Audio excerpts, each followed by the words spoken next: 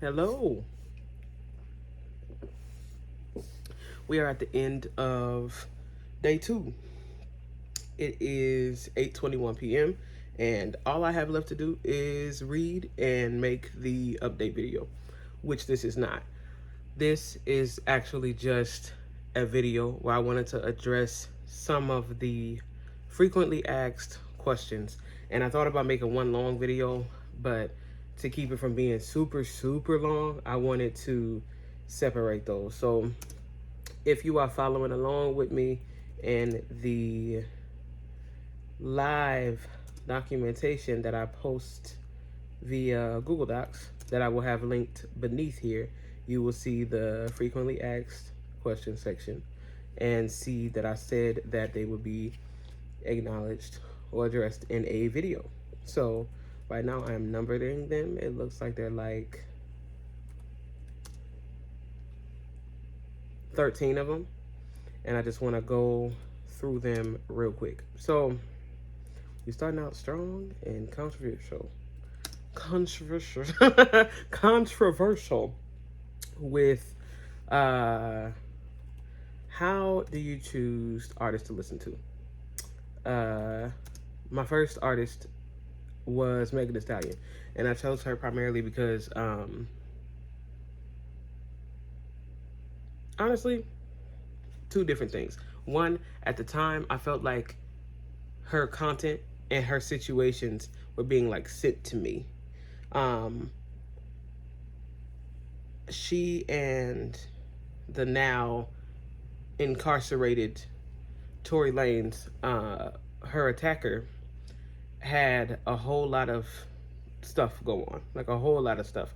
And there was like an insane amount of controversy. Like his trial, not her trial, which is, it's always said that way, which is really weird, because she almost had like a trial related to public opinion, but he had an actual court trial. Was very polarizing. Like, people either felt very strongly, I support her, and she was attacked, I should have her back because she is the abused, or she is lying. And most times there was no real tangible like base for that opinion to sit in, but it happened. So I think that I was very interested in her. I had recently learned a whole lot of stuff about her, and she makes good music. Uh, so yeah, but I was like, I had, in all the things that I learned about her, I learned like we were really different. Um, I remember somebody telling me like she doesn't have any siblings, and I was like, whoa. Like, as a person who has a bunch of siblings, I don't even know how I would navigate life, without those people. So I was just like, wow, we're so different, and I wonder what that would look like, on me. So that was that. And then Dolly Parton was actually kind of a request, not necessarily like a straight up request, like, yeah, you review, but someone dropped in the comments just generally like, would you ever do country music? And I like country music, so I did. And that was really that. And they have many differences about them and similarities as well. So there's that. Question number 2. Whew, here goes the controversy. Would you ever listen to Christian and or gospel music or a recitation of the Quran for a month? Yes and no.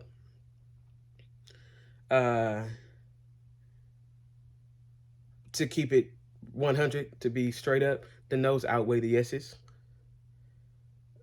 Something a lot of people don't know about me, like some people who watched my content from a long time ago on this account before I kind of like did a rehaul, when I used to talk a lot more about my experience within purity culture and the effects that it had on me. I grew up in a cult, and that is something that took me a long time to be able to say. And part of the reason why I'm so interested in this study, but part of why it took me so long to be able to acknowledge that is because the Black community as a whole has not gotten to the point where it can fully acknowledge that some of the things that we do are cult-like at all. Especially where the Black traditional church is concerned. I grew up in, well, I would call it a cult. I'm sure many people would just call it a church, but it was a church that crosses off over 80% of the like, is this a cult survey and criteria. So, and 80% is generous, because I'm sure there are still things that I'm not ready to accept. And decolonization is an active process that is lifelong. You realize that you've done so much work, and then you hear a new belief or you find out a new thing and you're like, wow, I didn't even realize that I was holding on to a belief or a practice that was rooted in something that doesn't serve me anymore. So there's that. But on top of that, the way that people are asking is not genuine. And why? The reason I know that is because of the experience and bias that they're asking about it from. And what I mean by that is the way it's being phrased, especially in private messages, is not, I want to see what the effects of this are on you in the way that I'm experimenting on it with myself. It is more, I really wonder how fast it would convert you, or if you would convert. And that is very interesting. But I don't know, like it's really, really interesting to see someone who is indoctrinated, and we'll talk about that word in just a moment, but indoctrinated, who knows the effects and how it affected them, like themselves, and see them go, I know the effects, I would like to see it on you. It's interesting. And then there's the word indoctrination, which I said we would talk about in just a moment. I don't think that the people asking are ready to acknowledge that indoctrination is indoctrination no matter where it comes from, for the most part. Let me pull up the actual definition because I don't want to misphrase it. But indoctrination is the process of teaching a person or group to accept a set of beliefs uncritically. And I don't like that definition. I don't like the uncritically part because I think that there's a whole lot of critical thinking in it. But one of the main things that makes something textbook indoctrination is the instilling a belief, but also instilling that every other belief is incorrect. Indoctrination doesn't leave the freedom to say this and this can be correct. For example, people indoctrinated into a certain culture are asking me often, who affected me more positively between Dolly Parton and Megan Thee Stallion? Because I am not within whatever culture they are coming from, they're not in competition. It's 100% objective. This person affected me in this way. This person affected me in this separate, different way. They're not the same, and they're not comparable because they're completely different, which is why I chose them the way that I did. But it's almost like they cannot believe that two things can be true at once. If this person who I do not approve of makes this material or this art in this way, and this person who I do approve of makes this material and art in this way, both affected you. One of them has to be negative, and that's not the case. So there is that. I don't think there are any negative takeaways to anything. It's just a different experience. So there's that. Um, but yeah, I would really, really challenge people who are asking that specific question regarding religious text and religious music to take a moment to look at that. Though some of the more aggressive requests, I doubt that they will. Anyway, number 3. Would you ever try classical music? Another I've lived so many lives. Like when I get to talking about this, I feel like, man, I really have been through it all. Another fun fact about me: I played the contrabass, the double bass, also known as the grandpa bass, for about 10 years in chamber orchestra and things like that. So classical music is something I'm also really, really familiar with. But on top of that, I got to be a part of the, excuse me, running back. I was a signature voice of the University of Illinois Black Chorus under under the direction of its principal conductor, Dr. Ali Watts Davis, who has 5 earned degrees. It is one of the longest running, uninterrupted African American led and founded choruses in the United States. And I believe it started in 1958. And have you ever gotten the chance to sit around? Okay, run it back. On the first day of every single class, and I was there for about 3 years, first day of every single semester, no matter who the people were in it, no matter what new combination, whatever, no matter what was being taught, Dr. Davis would sit in front of a piano and she would sing something beautiful, beautiful, classically trained, just beautiful music. And when she was finished, we would all, it was gorgeous. It was gorgeous. Then she would pick up the sheet music and she would drop it on the floor. And she would ask, what did I drop? And people would go, music. You dropped music. And she would go, no, I dropped a piece of paper. And a big part of the point behind that was that in the African American tradition, music is an experience that can be disciplined. And in more of a European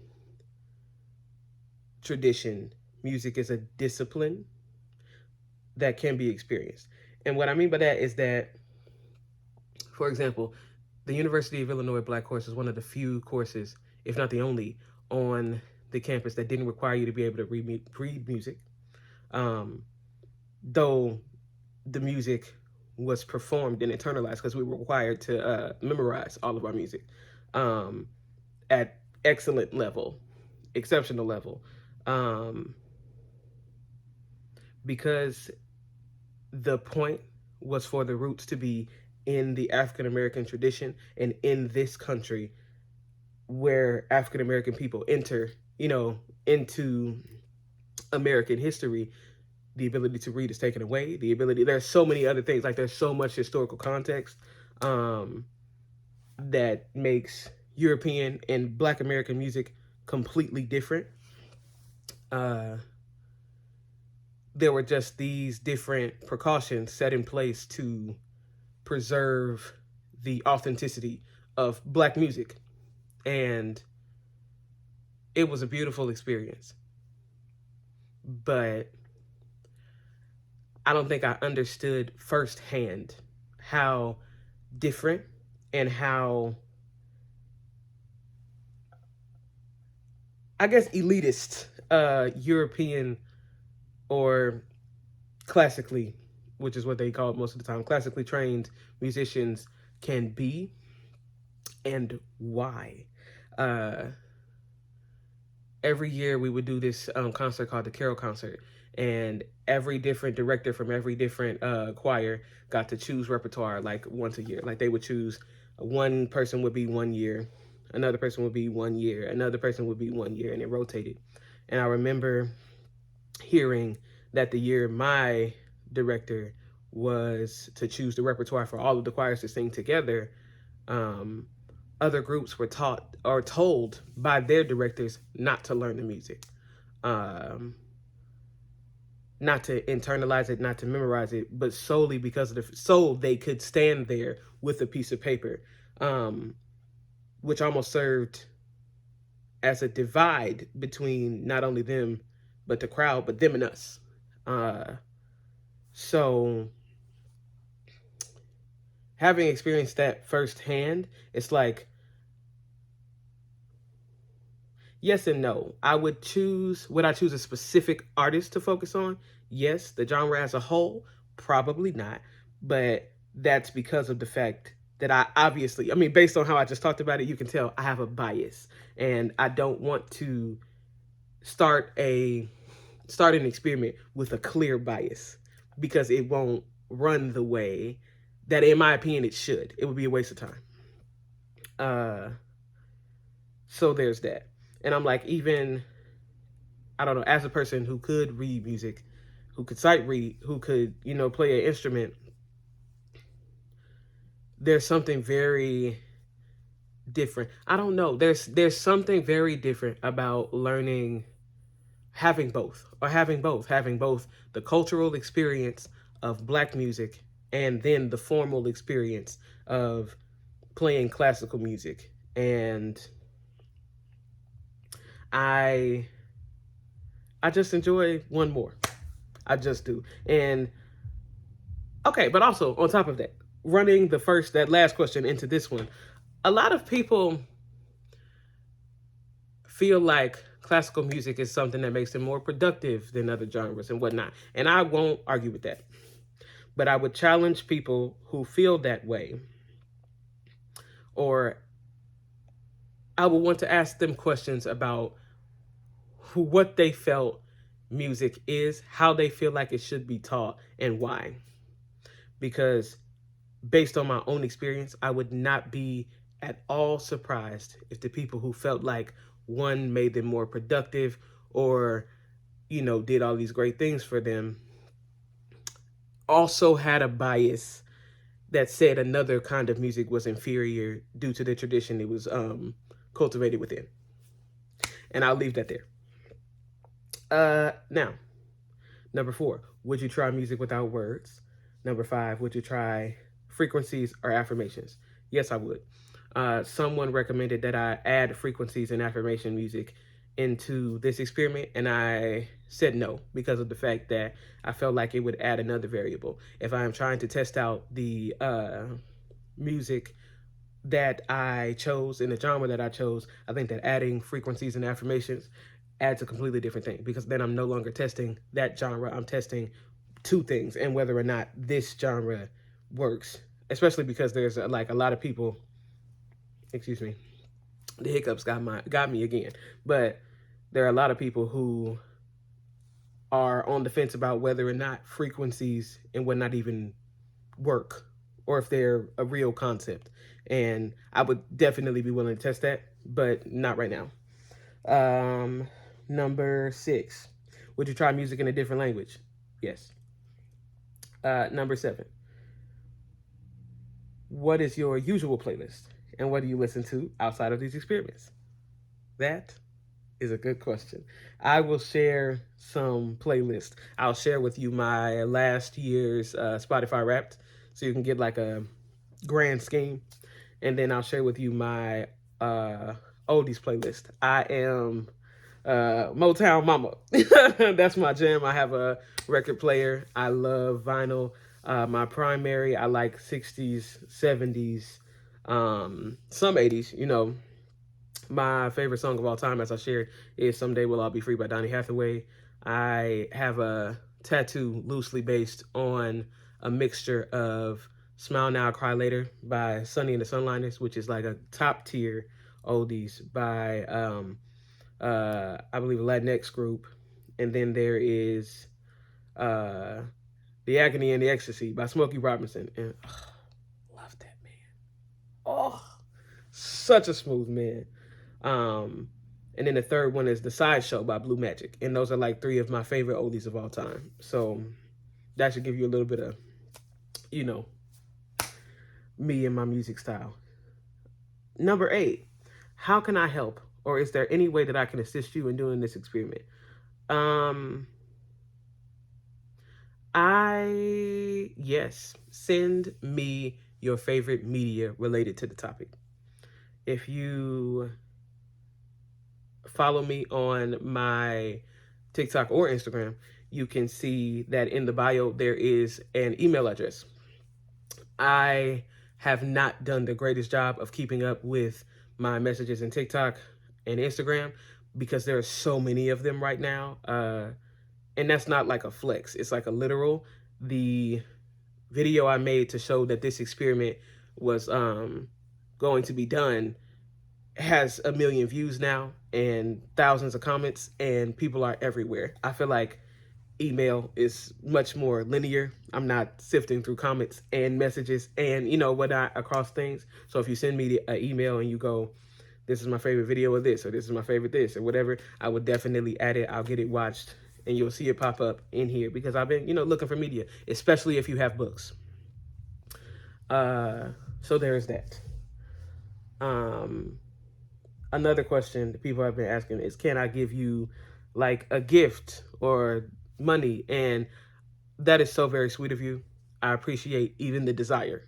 We love gifts. We love money. But I am going to decline on the money. I do have an Amazon wish list, which is just stuff that I'm going to buy for myself, whether or not I get it gifted or not. Do not feel guilty. Do not feel obligated to purchase anything from it. If you should see fit to do so, I'm appreciative. But I'll just share my wish list. Do with that what you will.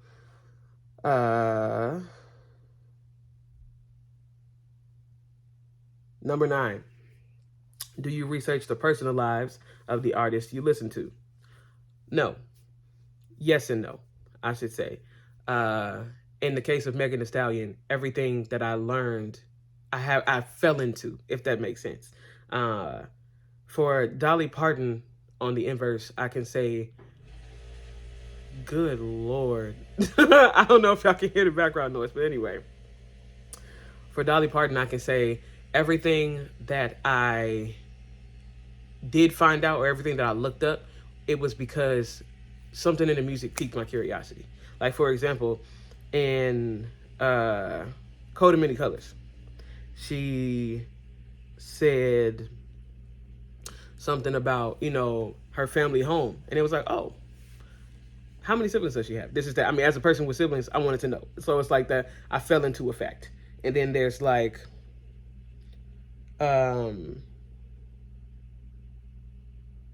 Tennessee mountain home. It's like, where is she from? What area? You know what I mean? And then there's like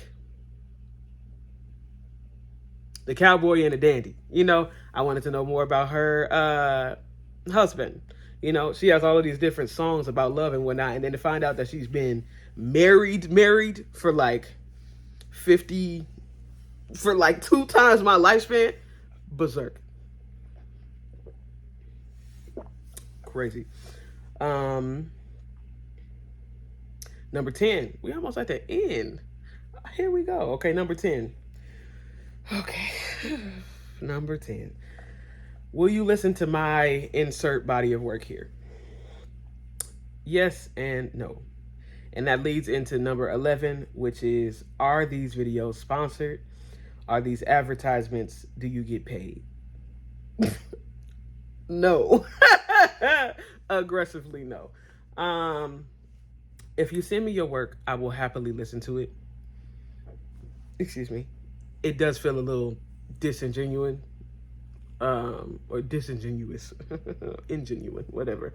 When it's like, I have this one specific thing promoted. That's kind of the way it's came off a couple times. And I feel like I can do a pretty good job of telling the difference between, I really would love for you to hear this, and I'm a this artist and I make this and you're going to feel this. I'm like, you just pitched yourself to me, which is very different than you just want me to experience it. So there's that. But also, I feel like it can be kind of hard to be objective if it's something that I've almost been asked to judge, if that makes sense. And I feel like that's very valid. On it being sponsored, no one is paying me. TikTok is not even paying me. So there is that. I am not a part of the Creator Fund. And I was for a while on my main account, my first account. I shouldn't even say main account anymore because it's been like forever since I used it. But my main account, and they owe me money. So it's actually the opposite. I'm actively being robbed by TikTok, actually. So that should tell you that I'm here for the love. I'm here for the results. I actually enjoy doing this. Are these advertisements? It's a fantastic question. And I love that question because I feel like that means that something that I'm doing is actually triggering people to think that way. Do I enjoy being attacked to have that, questioned? No, I do not. But no, these are not. I have never met, in case anyone is wondering, no, I have never met Megan Thee Stallion. I have never done business with Megan Thee Stallion. I've never met the City Girls. I've never done business with the City Girls. We're not from the same place. And if we did meet, y'all would know. I would act up. You can get snatched up. I'm kidding. But I would definitely act up because I can't even believe, like, I would be so beside myself to have met them. So there's that.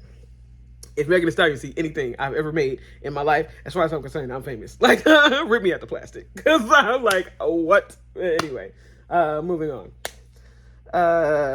Okay, a funny question. Are these videos filmed on the same days? / do you wear the same thing every day? So, no, these videos are not filmed on the same day. I do not pre-record these videos because I'm actually going through this and making these videos like as I go. So there's that. And you can tell based on, the playlist, based on the results, all of that, whatnot. But also if you're sitting in the document, which is why I made this like live, where I'm like doing the things where you can see as I'm typing, that it's not happening. Like I'm not filling it in. The question, do you wear the same thing every day, is really, really funny because the answer is yes. Not the exact same material, obviously, but I've shared a little bit on my profile about how I experienced a sexual assault and that kind of messed up my style. During that time, I experienced heavy decision fatigue. So I started subscribing to the concept of a personal uniform, which essentially means you give yourself a uniform even if you don't actually have one. So I don't have a required uniform for work, but every day just about I wear the same Gildan brand long sleeve or short sleeve shirt in black, black socks and denim jeans with a belt. Sometimes I'll put on my cowboy boots, sometimes a Croc, sometimes a Doc, sometimes whatever. But I have intentionally ordered, like, I have boxes of the same shirt, the same pants. And this adventure that I'm going into to find my aesthetic, which I'm sharing on TikTok, is actually me finally breaking away from that uniform that I've been wearing every day now for just about 2 years. I ordered them in bulk on Amazon and I never turned back. So I'm working that out. I love that question. That's so funny. And then the final question: why are you doing this? Is this for a degree, dissertation, or study?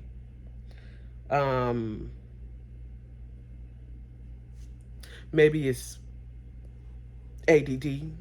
Maybe it's Maybelline. I wish I had more to give you. I understand that not everybody's brain works in like, I have a question, I'm going to do a really in-depth experiment to figure out the answer. But that's how mine works. I am not in pursuit of a degree right now. I am not writing a dissertation. I am not going to school. I'm not going to school to get a PhD. I'm sorry. No. That commitment, no. Is this for a study? I mean, it's for my own personal study. I am living large and taking charge, big boys, but I'm just kind of vibing scientifically. And it's so weird because, like, who does that? You know what I mean? But that's it. I'm having a grand old time. It is now 8:51. I have to make the progress video for today, now that I've made this frequently asked questions video. And that's really it. I hope that answered at least a little bit of what's going on. If you have any more questions, I would love it if you would submit them via email. I've been trying my best to pull comments for questions to answer. All of these came from like random comments that I was able to see, but there are so many comments. Like, I mean, and that's what I'm saying. Like, that one video went viral, but now the whole, like, people are going back to binge the whole series. So that's like 10 videos outside of my other content that's just like constantly boom, boom, boom, boom, and it's really hard to keep up with. But some really cool things have came out of it. Some really cool people have followed me, and I'm like, whoa, like, this is wild. I'm super, super thankful to have people going along on the journey with me. The journey that started out of nowhere. And we hoping it's going somewhere. But that is it. I hope you have a lovely night. And I'm about to literally stop this video and start it again to do my day 2 progress report. So much love to y'all. Have a good night.